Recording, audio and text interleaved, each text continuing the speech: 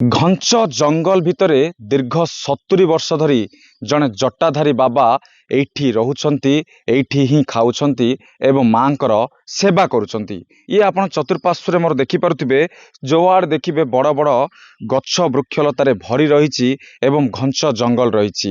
ତାହାରି ଭିତରେ ରହିଛି ବାପାଙ୍ଗି ମନ୍ଦିର, ଯାହାକୁ ଯୋଉଠି ପୂଜା ପାଆନ୍ତି ମା ବାପାଙ୍ଗି ସହିତ ଯଜ୍ଞେଶ୍ୱର ମହାଦେବ। ये हूँ आम से रहीचु।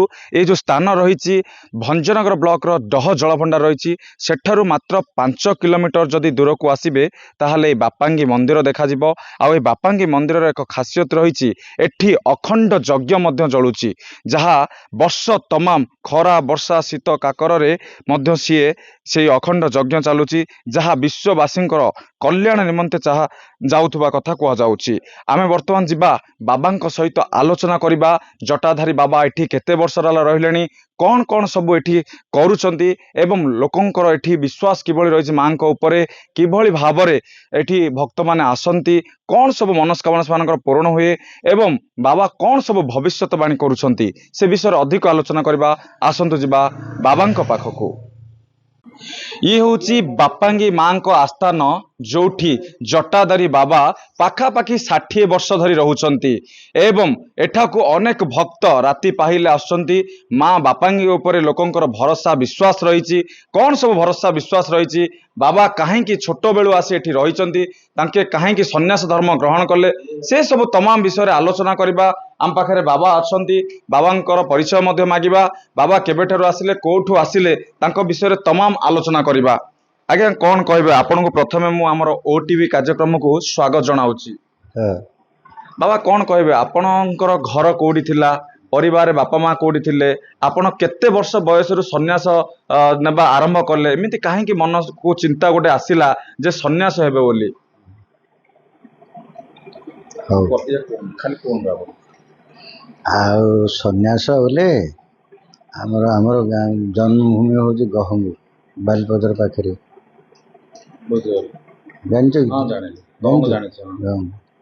से आमर जन्मस्थान। बापा आमर पलि आसिले ये बाईवाली जंगल को बिल चाष करने सहित आम पलि आसिलु। से जंगल रे रहलु गछ मूले 10 वर्ष जमी चाष करी। तापरे देखिलु संसार तो रीति गति सब देखुचु, संसार किसी लाभ नहीं, किंतु ए घर द्वार संसार किसी कार्य नहीं। सन्यासी ठाकुर सेवा करिया आमर किसी दरकार नहीं। आपनकर ना सेतेबेले कोन थिला? बर्तन बाबाजी हेबा परे ना कोन रहला? सेतेबेले थिला दीनबंधु जेना। बाबाजी हेबा परे ना कोन देला? देवदत्त दास।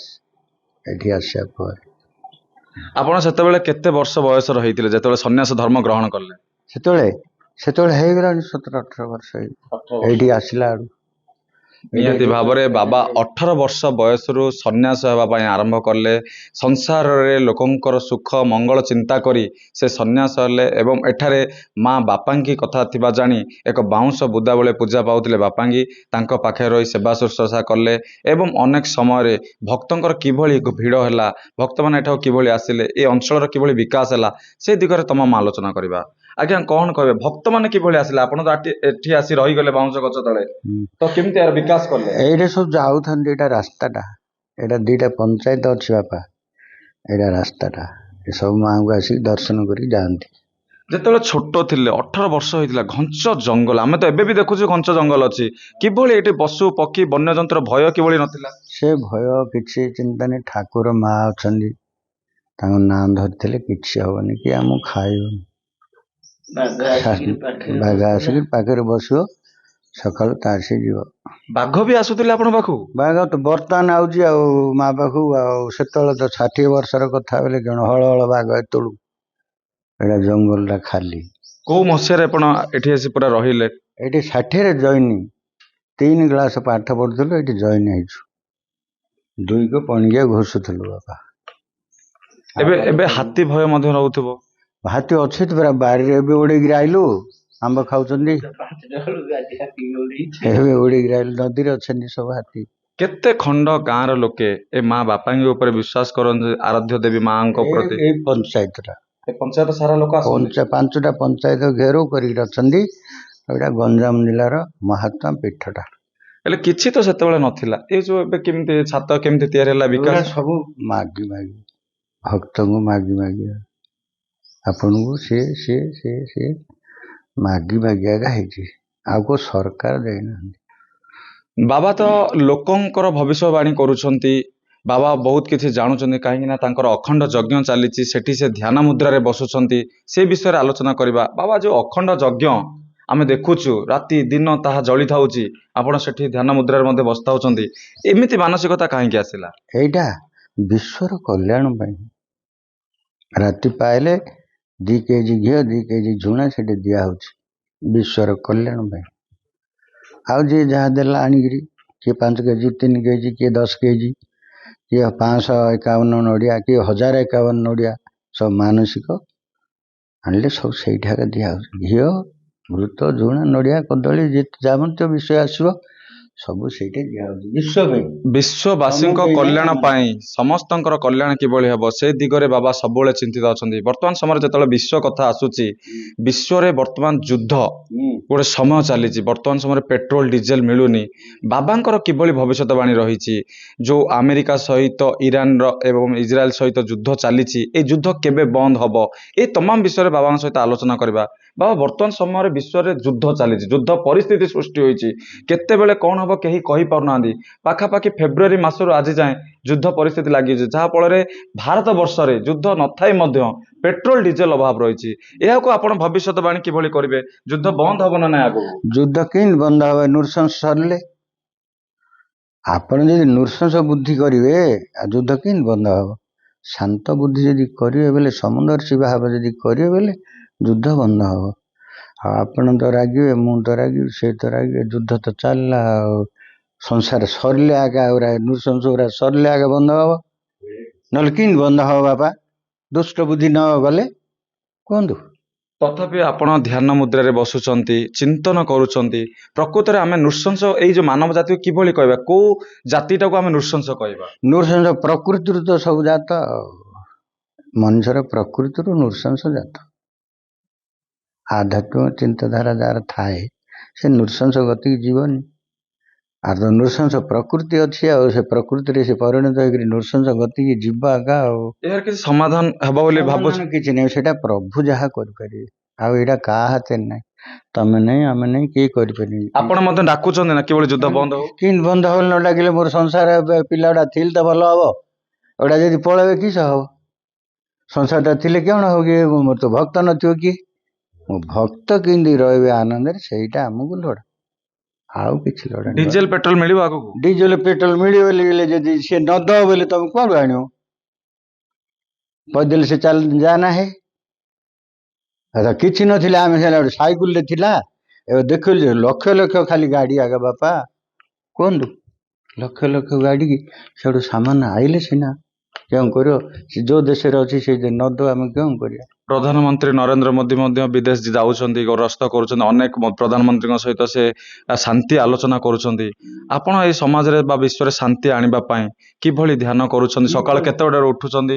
କଣ ଆମର 4ଟାରେ ଡ୍ୟୁଟି ଜଏନ୍, 10ଟା ହେଲେ ସରିବ। ଏଇଠି ମାଙ୍କର ସ୍ନାନ, ବାବାଙ୍କର ସ୍ନାନ, ଆଉ ଶୌଚ, 4ଟା ଫୁଲ ଆସିବ ଆଗ ମାଙ୍କୁ ଚଢ଼େଇବା ପାଇଁ, ଠାକୁରଙ୍କୁ ଚଢ଼େଇବା ପାଇଁ।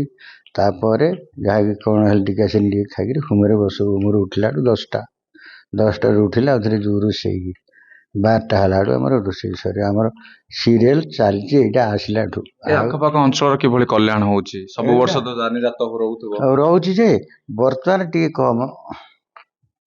ଦୀର୍ଘ 15 ବର୍ଷ 20 ବର୍ଷ ତଳେ ଭଲ ଥିଲା। ଏବେ ଆଉ କିଛି ନାହିଁ। ସୋରାଠେ ସବୁ ନୃଶଂସ ହେଇଗଲାଣି। ତାଙ୍କ ହିତାହିତ ଜ୍ଞାନ ନାହିଁ। ବିଶ୍ୱ ସରକାର କୋଉ ଦିଗରେ ଚିନ୍ତା କଲେ ଏ ସମାଜର ମଙ୍ଗଳ ହେଇପାରିବ? ସରକାର କଣ ଚିନ୍ତା କରିବେ? ସମସ୍ତେ ଆନନ୍ଦ ଦେବା ପାଇଁ ତାଙ୍କେ ଶାନ୍ତ ଆଗା ଦେବେ ନା, ଆଉ କରିପାରିବେ କି? ଲୋକଙ୍କୁ କେମିତି ବଦଳେଇବା ଆମେ? ଲୋକଙ୍କୁ କେମିତି ବଦଳେଇବା? ସଂସ୍କୃତି ବଦଳିଲା, ଏଇ ମୁଖରେ ଯଦି ହେଇପାରିବ ବୋଲେ ବଦଳିବେ, ନହେଲେ କେମିତି ବଦଳିବେ? ଆପଣ ସିନା ଭଲ କଥା ମତେ କହିବେ, ମୁଁ ଯଦି ଭଲ କଥାଟା ନ କରିବି ହବ କି? ବାବା, ଆଉ ଗୋଟେ କଥା ମୁଁ ଜାଣିବାକୁ ଚାହିଁବି। ପାଖାପାଖି ଆମେ ଦେଖୁଛୁ 15 ଫୁଟ ଲମ୍ବର ଏ ଯୋଉ ଜଟାୟୁ ରହିଛି ମୁଣ୍ଡରେ, ଏ ଜଟାୟୁକୁ କେବେଠୁ ଆପଣ ଛାଡ଼ିଲେଣି? ମୁଣ୍ଡନ କେବେଠାରୁ ହେଇନି? ଚୁଟି କେବେଠାରୁ ବାହାର କରନ୍ତି? ଯୋଉ 18 ବର୍ଷରୁ ସନ୍ନ୍ୟାସ ନେଲେ ସେବେଠାରୁ ଆପଣ ଏଇ ଚୁଟି କାଟିବା ବନ୍ଦ କରିଦେଲେ? ସେବେଠୁ ନାହିଁ। ମା ଆମର ଚାଲିଗଲେ ଯେତେବେଳେ ତାଙ୍କର ସଂସ୍କାର କରିବାକୁ ପଡ଼ିଲା। ଆମେ ଆସିଲେ ହେଲେ ଏଇଠିକି ସନ୍ନ୍ୟାସ ହେଇକିରି ଆସିଲେ ହେଲେ ମଧ୍ୟ ମାଙ୍କର ଠାକୁର ତାଙ୍କର କାର୍ଯ୍ୟ କରିବାକୁ ପଡ଼ିଲା। ମାତୃ ଜନ୍ମ ଦେଇଛନ୍ତି ନା, ତାଙ୍କର କାର୍ଯ୍ୟକ୍ରମ ସାରିକିରି ଲଣ୍ଡା ହେବାକୁ ପଡ଼ିଲା ସେଇଠି, ତାଙ୍କୁ ଦେବାକୁ ପଡ଼ିଲା ସେଇଠି ଏ ଯେଉଁ ଜନ୍ମବାଳ। ସେଇଠୁ ଯେଉଁ ଦିନଠୁ ମା ଚାଲିଗଲେ ତାଙ୍କର କ୍ରିୟାକର୍ମ ସରିଗଲା, ସେବେଠୁ ବନ୍ଦ। ବାବା ମା କେତେ ବର୍ଷ, କୋଉ ସାଲ କୋଉ ମସିହା ଚାଲିଗଲେ? ବାବା ଅଛନ୍ତି ନା ନାଇଁ? ଆପଣଙ୍କ ବାବା ଅଛନ୍ତି ନା ନାଇଁ? ମୋ ବାବା ଚାଲିଗଲେଣି, ଗୁରୁ ବାବା। ଆଉ ବାପା ମା ତ ଆଗରୁ ପଳେଇଲେଣି। 1972 ସାଲରେ ଆପଣ ମା ବି ଚାଲିଗଲେ। ସେବେଠାରୁ ଆପଣ ଚୁଟି ରଖିବା ଆରମ୍ଭ କଲେ।